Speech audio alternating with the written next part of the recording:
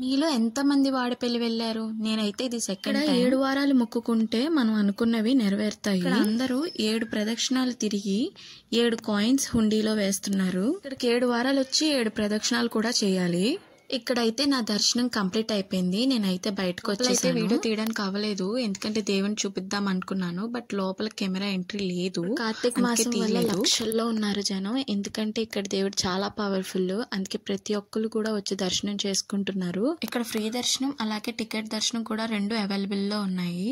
నేను ఏమేమి తీసుకున్నానంటే కొబ్బరికాయ, అలాగే తులసి మాల, అలాగే పువ్వులు తీసుకున్నానండి దేవుడి కోసం. మనం దర్శనం చేసుకున్నప్పుడే లోపలే కొబ్బరికాయ కొట్టే ఇచ్చేస్తారండి మనకి.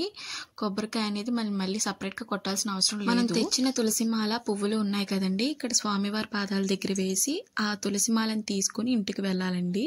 మనం గుమ్మం దగ్గర పెట్టుకోవడానికి. స్వామివారు ఉన్న పక్కనే మన మనసులో ఒక కోరిక అనుకుని ఇక్కడ కాయిన్ నిలబెడితే మనం అనుకున్నవన్నీ జరుగుతాయని ఇక్కడ వాళ్ళు నమ్ముతారండి. సో ఇక్కడ కాయిన్ నిలబెడుతున్నాము. ఇక్కడ ఇలా కాయిన్ నిలబడినట్టయితే మనం అనుకున్నవన్నీ నెరవేరుతాయనండి.